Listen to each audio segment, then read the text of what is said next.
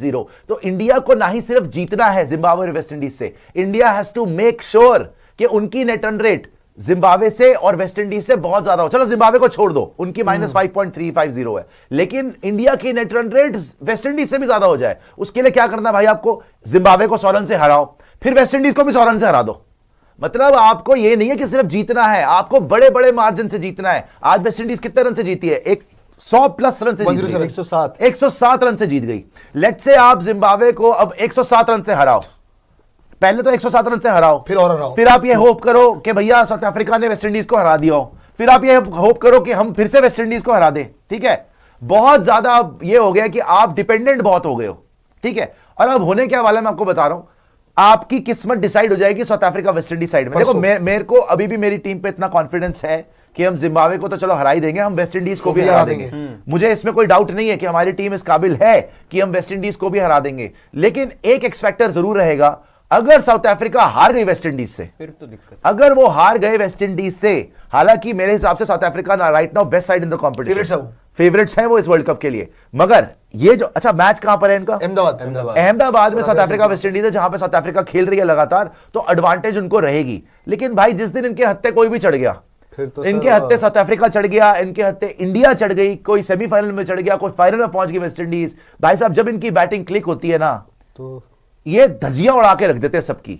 और मैं इसी बात से, अब प्रियांशु जी आपके लिए प्रॉब्लम पता है क्या है सर, आपको अब ये पता चल गया है कि आपको बड़े मार्जिन से जीतना है।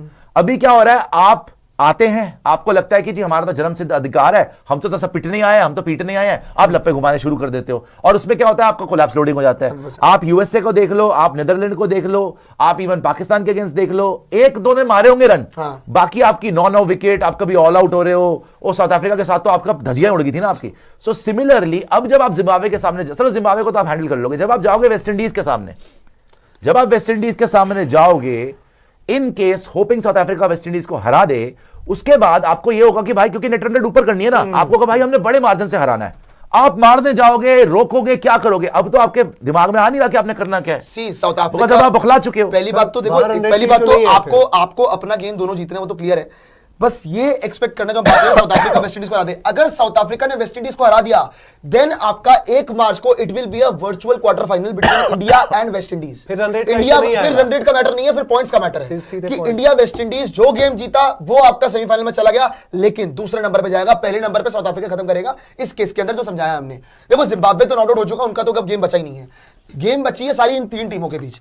पॉइंट पता है बस क्या है कि साउथ अफ्रीका और वेस्ट इंडीज और इंडिया, इन तीनों टीमों में आपको मिड इनिंग्स में यही फर्क बता रहा था कि South Africa as a unit खेल रही है, West Indies as a unit खेल रही है। लेकिन आपके यहां पे मुझे ऐसा लग रहा है कि सिर्फ जगह बचाने के लिए खेला जा रहा है।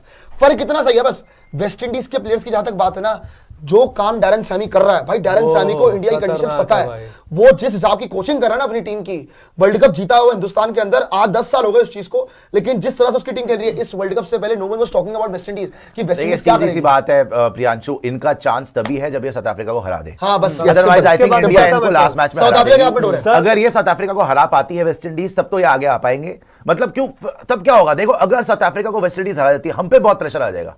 तब जो मैं बोल रहा था ना नेट रन रेट वाली इक्वेशन, तब आपको सिर्फ वेस्ट इंडीज को हराना नहीं होगा, आपको बड़े मार्जिन से हराना होगा, आपको बड़े मार्जिन से हराना होगा, कंसीडरिंग द फैक्ट कि आप जिम्बाब्वे को हरा चुके होंगे, जो मैं मान रहा हूं, वो भी बड़े मार्जिन से, वो भी बड़े मार्जिन से, दोनों मैचेस कैसे। तो आपको यही है भाई कि you just have to hope कि South Africa beats West Indies, मगर it is not a guarantee. आपके हाथ में नहीं है अब कुछ भी। साउथ अफ्रीका के हाथ में, अब आपकी किस्मत सीधी सीधी बात है अफ्रीका के हाथ में है। जैसे मैंने आपको बोला, बक्का करिए घर बैठ के और साउथ अफ्रीका को सपोर्ट कीजिए, अदरवाइज कोई ऑप्शन नहीं है।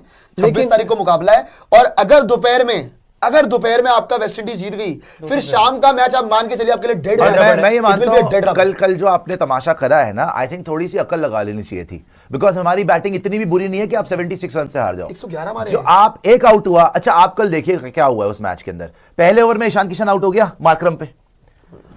आप अगर इस पूरे वर्ल्ड कप का हर मैच देखोगे ना, वापस आ जाइए, ये तो देख लिया हमने, वापस आ जाइए, क्योंकि अब बड़ा इंपॉर्टेंट हो गया ना ये समझना कि भाई हमने अपनी खुद की कवर कैसे खो दी है। अगर आप -3.8 पे खड़े हुए हैं नेट रन रेट पे, आज वेस्ट इंडीज ने आपको वही हो गया जिससे डरते थे, वही बात हो गई, राह में चलते हुए गंभीर से मुलाकात हो गई।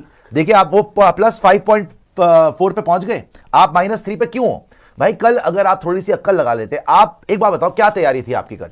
हर मैच में ऑलमोस्ट पहले ओवर में स्पिनर को आपने विकेट दिया, ऑफ स्पिनर को हर मैच में बच्चा बच्चा जान गया इधर कि आप स्पिनर को हर मैच में विकेट दे रहे हो। पाकिस्तान के मैच में सलमान अली आगा आता है, विकेट ले जाता है, ठीक है जी। नीदरलैंड वाले मैच में आर्यन दत्त आता है, विकेट ले जाता है। यहां वाले मैच में चलो अभी तक तो समझ में आ रहा था कि इतने ढीठ भी नहीं हो गए, आप समझ गए होगे, नहीं जी वो आया, वो लास्ट बॉल पे ईशान किशन ने विकेट दे दी अपनी, ठीक है, ये मार्करम भी विकेट ले गया। अच्छा चलो ईशान किशन आउट हो गया था, तिलक वर्मा मार्को एंसन को फेस कर रहा है, कौन सा छक्का मारने जा रहा था भाई, कौन सा छक्का मारने जा रहे थे आप, करने क्या चाहता थे आप?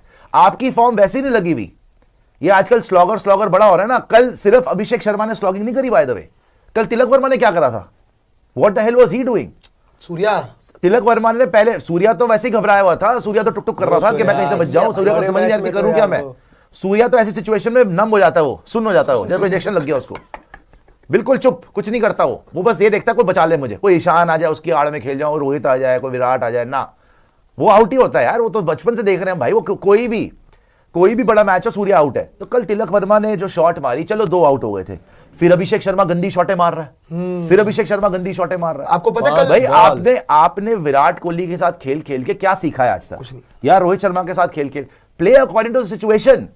ये गंभीर साहब की स्ट्रैटेजी है कि ये क्या तमाशा है कि नहीं जी हम एक ही तरफ से खेलते, मारते रहो। कल उन्हें भरता बना दिया और इसी वजह से आप -3.8 पे खड़े हुए हो। अगर आप कल थोड़ी सी भी अक्कल लगाते, एक पार्टनरशिप लगा लेते, वॉशा को क्यों भेजा आपने? वॉशा को हार्दिक भेजते भाई, हार्दिक को भेजते, कुछ पार्टनरशिप लगती, अक्षर खेल रहा होता और बेटर होता। Exactly same situation world cup final में थी against the same team south Africa, जब अक्षर पटेल आए थे 3 विकेट गिरने के बाद, और अब मैच जिता दिया था उन्होंने, 47 मार दिए थे, वो भी रन आउट हुआ था मेरे ख्याल से वो। कल भाई आपने अक्षर पटेल को खिलाया नहीं और बाकी सबने गंदी शॉट्स मारी, कोई पार्टनरशिप आपने पनपने नहीं दी, और यही कारण है -3.8। अब जब नेक्स्ट टाइम ऐसी सिचुएशन आएगी ना प्रियांशु, कि अगर